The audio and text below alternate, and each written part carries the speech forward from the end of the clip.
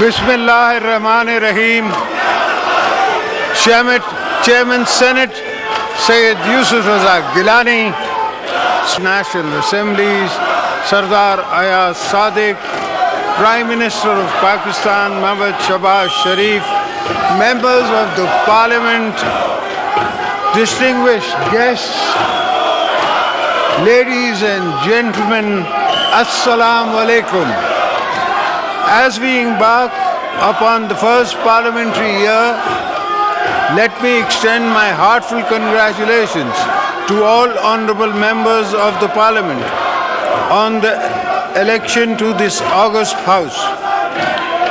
I would also like to compliment the Prime Minister and both federal and provincial governments on their election victories and assumption of their responsibilities.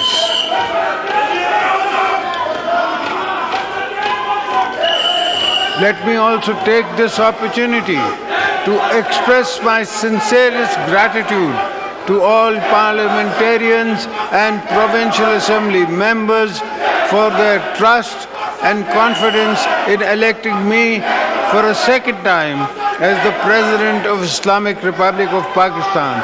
I am humbled by this opportunity bestowed upon me by the grace of Almighty Allah. Mr. Speaker, let me begin this parliamentary year by sharing briefly my vision for future, because much of it's based on choices we make in my particular role in the past too. I have made important choices that made history when I chose to give away my own powers as President to the Parliament of Pakistan. I expect you as parliamentarians to use those powers with the wisdom and maturity our country merits and needs. I see my own role today as a unifying symbol of a joint, robust federation, where all people and provinces should be treated in equal before law. At the same time, in my considered view, it is time to turn a new page.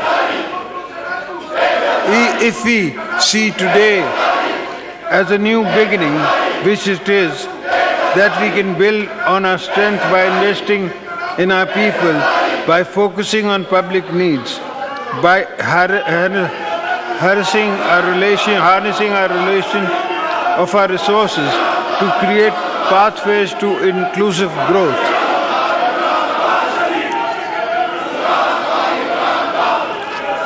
I also feel that we have little time to waste. The country needs us to move on from the polarization so common now to contemporary politics. This joint house must play a leading role in the rebuilding public confidence in the parliamentary process and establish a foundation for the uninterrupted sustainable development of our nation. Let us not confuse constructive disagreement and healthy noises of a growing democracy with a pursuit of zero-sum thinking. The country needs us to take pause and reflect on what we prioritize in our goals, our narratives and our agendas. I believe we can resist the political atmosphere to reflect more light than heat if we really want to. But it will need all of us to step back and decide what matters the most. I mean all of us. At the end of the day, it is up to all of us to turn challenges into opportunities, because that is what robust nations do. I have always drawn inspirations, guidance from great leaders such as Quaid-e-Azam Muhammad Ali Jinnah, Shahid Zulfikar Ali Bhutto, Shahid Mohtharama Benazir Bhutto, who spend their lives being advocates for democracy, tolerance and social justice.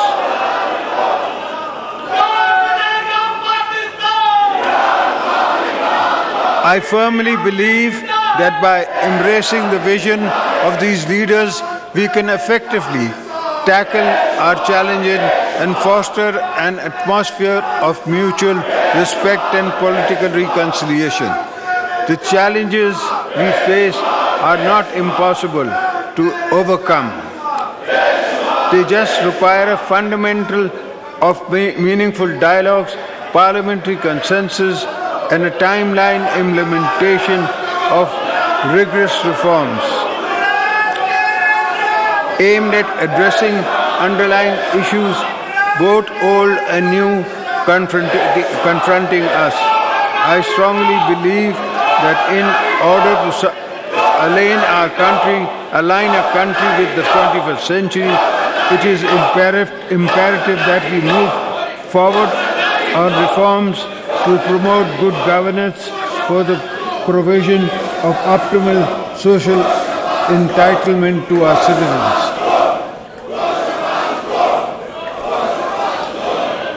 Let's begin with a vision that strives to leave no one behind. For this thought to move beyond an idea, the political leadership gathering in this House must prioritize the specific needs for marginalized communities and underdeveloped areas.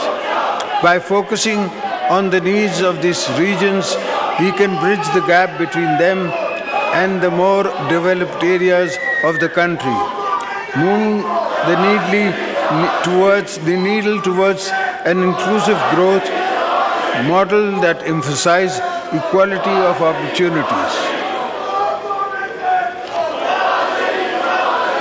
While there are many economic reforms the government will drive in pursuing jobs, reducing inflation, and expanding the tax net, I want to underscore the importance of promoting positive working relationship and effective coordination within our constitutional framework between the federal government and the provinces.